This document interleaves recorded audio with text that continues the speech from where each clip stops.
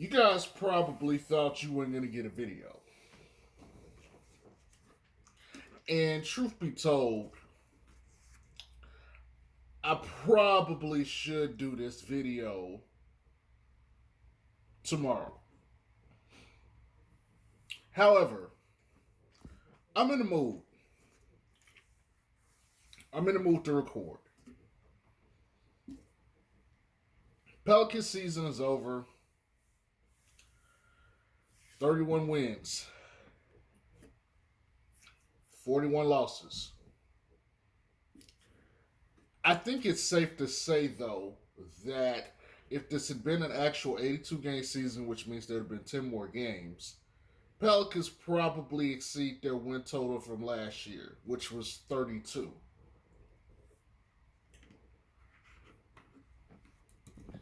So, the team in general has improved. However, not enough given what the year was. Now, we had a lot of injuries late, and so it affected, I think, our total wins. But we had a full season of Zion, basically. And so for us to only have 31 wins, I'm kind of a little meh about it. So let's get into this, right? I normally don't listen to a stand presser post game, at least recently, before I do this video, but I listened to it. I listened to it twice.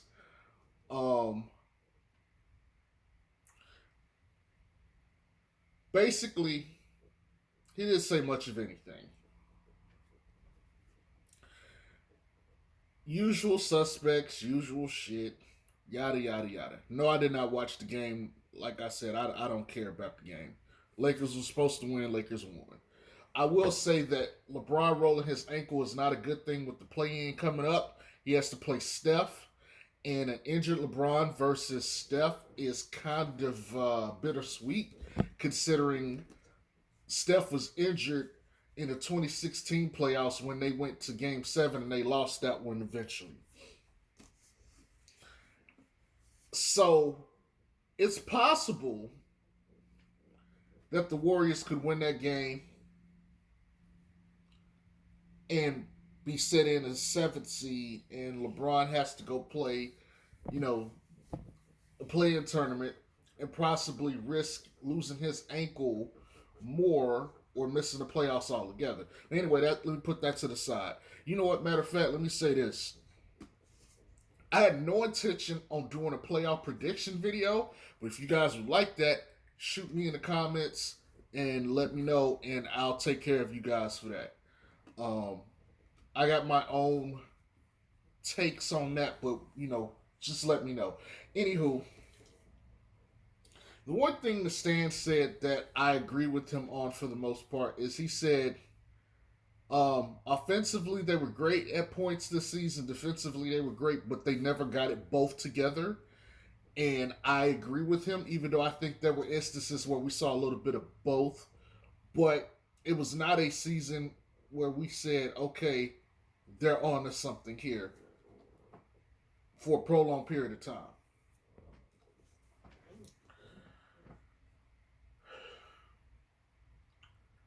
I don't want to talk too much about Stan, though. He took ownership of the team and the failings of the team, and he's basically saying, I'm gonna go get in the lab with my crew. We're gonna figure out this shit and get better for next year, and we're gonna be able to show the players the positives about how great they were, and what they can work on and all that other stuff.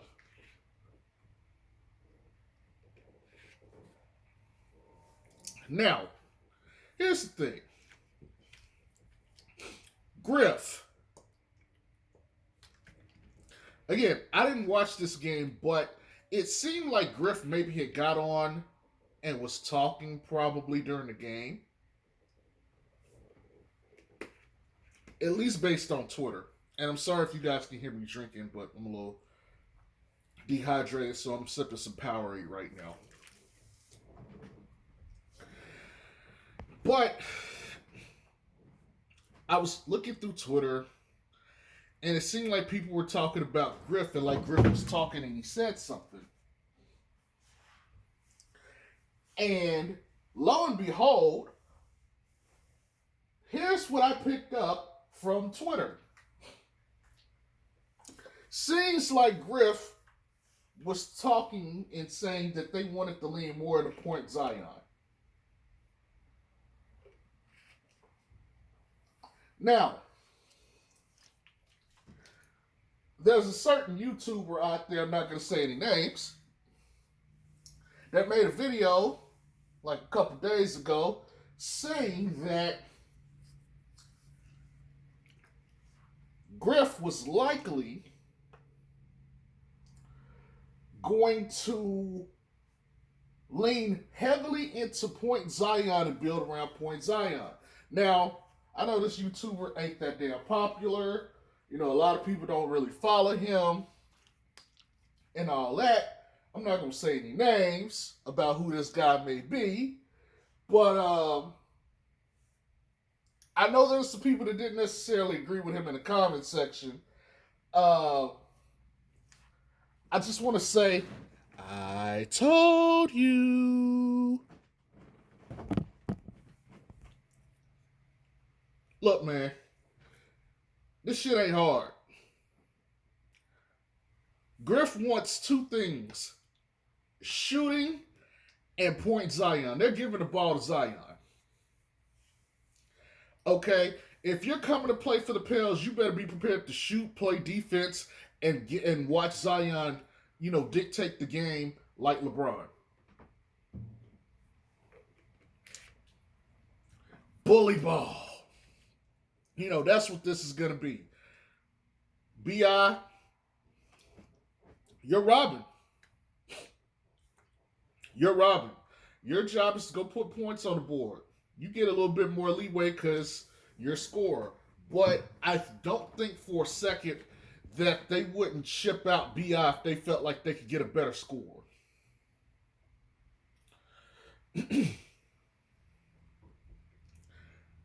Again, what does this leave Lonzo? Pelicans seem like they didn't focus on shooting as a priority, but it looks like they figured out they got to focus on shooting. If they decided to forego shooting this season, that is a strike against Griff. And what I mean by this season is this past season, as this season is ended officially for tonight. If Griff and them truly decided that they didn't want to go get shooters when they had shooters that they could have got, that's a strike. That's a strike. Like, that is a freaking strike. Because you knew this team needed shooting. It was obvious this team was going to need some more shooters. Freaking the Utah Jazz and Atlanta got all the best shooters in the league right now. Sans maybe Miami and a couple other teams out there because they got Duncan Robinson, Tyler Hero. But they got all the shooting on those two teams primarily. And you decided that the Pelicans didn't need more floor spacing because what? I mean, every time he opens his mouth, he just seems to put his foot in it at this point. Like, it's ridiculous. But, and I know I'm going off of, comments and stuff, but look, man. Zoe is either sign and trade or some team is going to offer him something too high that the Pelicans can't match. But we got to keep this shit real. I made a video probably 2 months ago when I said something along the lines of, and I'm gonna paraphrase, but basically what I was saying was there's a likelihood that Griff could conspire with another GM and they could be like, let's make a backdoor deal. Instead of, you trying to pay him 22, and instead of us having to try to match, why don't we both agree to do a lesser deal for him, especially if there's not competition. And that way it's like, all right, well, the market is saying that you're worth 18 or 19 million, so if that's all you can get, we're willing to pay you or match you. Now if you really want to go to this team, let's do a sign and trade. And then they'll be like, okay, sign and trade. The team that gets Zoe is like, we got our point guard going forward, and we don't have to, pay too heavily into him, with the expectations that he will either be the same or improve. This could happen. I'm not saying it will, but this could happen. So I'm a little bit more open to the fact that Zoe might fall into that 17 million range, just off of this alone. Having said that, to the main point here, Griff can't let Lonzo go and not replace him with shooting. So if they're gonna let him walk, they had better have shooting coming back. And I mean at least two shooters to replace him. Because Nikhil ain't a shooter, he's a scorer. But he's around league average when it comes to 3-point shooting. You would need him to get better. Zion has to get better at shooting threes. Kira has to get better at shooting threes. Your bench in general has to get better at shooting threes. Josh Hart, who may not return either, we need to get better at shooting threes. Which, by the way, Josh Hart is going to be a heavily sought out commodity. Not too expensive, but he can fit into a lot of teams' rotation and do a lot of things for a bunch of different teams. I can see him getting a ton of contract offers in which the Pelicans say, we got Najee, we're okay. I can see that happening.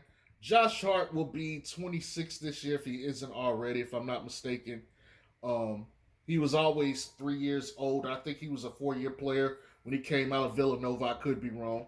So it's like him and Kuz are both in that age range where it's like, they're in their primes. And they were already closer to what they were supposed to become. So anyway, to the point, I could see Josh Hart getting a pretty penny elsewhere. And because they re-signed Najee, they got their backup plan. So that was the whole purpose of the Najee thing. It wasn't because to reward him. It was to have a backup plan for Josh Hart because he basically can do what Josh Hart does.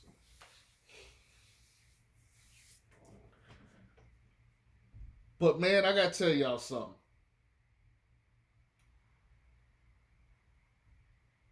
I have no emotional attachment to this team right now.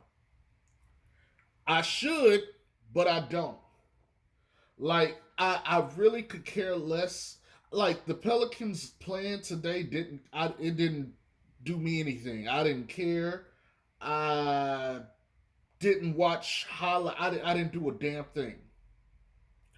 Usually I say I'm not gonna watch, but I'll go check the score. I won't check it often, but I'll probably be like, 15, 20 minutes has passed. Let me see what's going on. Oh, okay, we're losing, or oh, okay, we're winning. I didn't do any such thing. I played my Nintendo Switch. That's how little concern or care I had about this team. And I fear that there's a possibility that Zoe might say, you know what, I really like these guys, and I'm willing to take a lesser role and a slight pay cut just to play next to BI and Zion because they're my friends. I mean, I'm not saying Zoe would do that, but it's in the back of my mind like, hey, could this nigga really do that? Could he really like fuck with all of us and do that? And I have to, I can't lie. The thought has come to my head so many times this season. And let me just be honest. If Zoe did that, I don't know if I could back him like I do. Not because he's not a good player, but to me, it tells me he's comfortable being a role player on a very good team. And I had my view of him was so wrong, and my expectations of him was so wrong, it would completely fuck me up. Like, wow, this nigga really just said he got an opportunity to go get paid, and he decided to stick it out with the homies in a situation that's not really good for him. Part of me would be like, okay, that's honorable. I can respect that. But the other part of me would be like, nah, nigga, go get your own team and go build your legacy. Go do you. Find someone who really wants you. You're not in trade rumors, and you can go play your style of ball. Because Stan wants to play slow, and having to play fast means he had to accommodate Lonzo. Which he said as a fourth option this year was Lonzo's transition attack. Which is why you didn't see too much of it.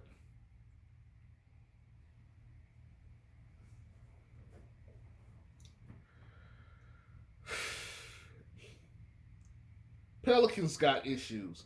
And this is something I don't think I said in my video the other day. Pelicans got too many issues to fix in one off season, so they're gonna have to pick something and just stick with it. So if they decide they want to go the route of shooting, and the Pelicans really have multiple issues, but they may say, look, okay, our bench may need to suck for another year, but we're going to get shooting. And we're at least going to get moderately better on defense. Right? But they may say, look, we're not going to be able to get a good stretch five, so we're just not going to have one. We just got to play, without one for right now. It's too many things to try to fix all in one off season. So I'm going to be interested to see what route the Pels take. Now it seems like Griff is all in on shooting, so that should be the top priority. But man, I mean, I put it like this. We've trashed Griff for a while. If Jackson Hayes and Nikhil Alexander Walker take a leap next year, a leap, not a leak, and they might take a leap next year too, but if they take a leap, it makes Griff look better. I will say this. The fact that Jackson Hayes played so well recently and Nikhil did too, it made me look at Griff's drafting slightly better. I'm not forgiving him for the bullshit when you could clearly have better players like DeAndre Hunter, Sadiq Bey, Bobo. Like, it don't erase that, but it's kind of like, okay, number 8 pick or number 10 pick, whatever it was, on Jackson Hayes. Okay, not bad. Not bad. You could have been better, but not bad. You go from having like a D or F to like a C, maybe a low B. However, given his history, I do not trust him in the draft. I do not. And it's going to be interesting to see what they do. Because they got a lot more time now. There probably is going to be a summer league this year. Especially with COVID and all the other stuff easing up. It's probably going to be a summer league, which means those young guys are going to get those reps. That's something Kira and some of the other guys didn't get this year. Teams barely got an opportunity to practice this year. And when the trades happen with some of these teams, they didn't get a chance to practice. Teams like Chicago that got Vooch, they're just kind of playing on the fly. And so it'll be interesting to see what these teams look like coming back next year with a full offseason. Summer league for your rookies. Which, by the way, for a lot of these guys to go out here without summer league and shit and put on a performance and ball the way they did, especially after their draft class got shitted on. I got to give them guys a round of applause. Granted, some of this shit, basketball is basketball, it's just hooping. But I got to be righteous here and say, for these guys to have not gotten what a lot of other groups and teams have gotten in the past, I got to give them credit for, them going out there doing their thing. So, does that mean Summer League is overrated? I don't know. But maybe these guys are just supremely talented. Now, I'm going to be fair. I don't think there's any other superstars outside of, LaMelo, Wiseman, and Anthony Edwards. Your top three, basically. I'm not sold yet that the other guys are superstars.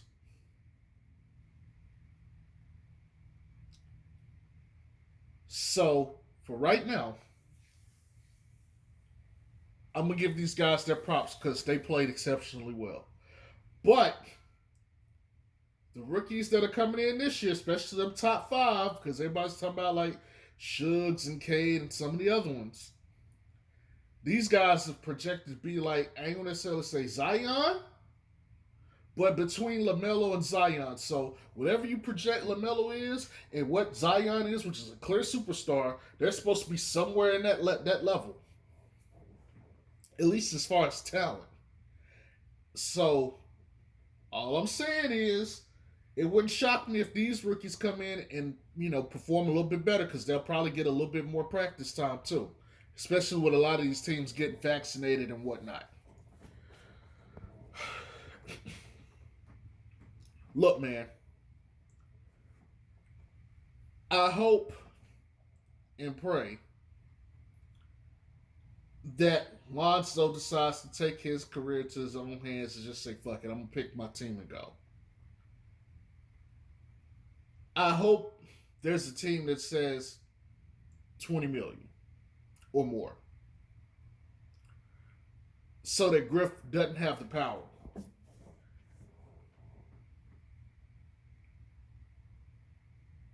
But there's so much shit in the air right now, and we don't even know what's going to happen. Players could get hurt. I'll put it like this. Clay was supposed to play this year, and he got hurt, and he didn't get to play. All this happened in the span of a couple hours before the draft. We don't know, even with the playoffs, somebody could get injured, tear their Achilles, tear something else, and a team that we didn't think would need a point guard might go offer Zoe, a 1 year or 2 year deal with an option at like the second year or something. It'd be like, look, we'll give you 22, come play for our team for a year, and if we like you or whatever, we'll replace our guy we lost with you. And so the teams that I listed the other day are just what I thought could happen. It wouldn't surprise me if like 4 or 5 other teams emerge and be like, yeah, we need Lonzo. That's something to be on the lookout for.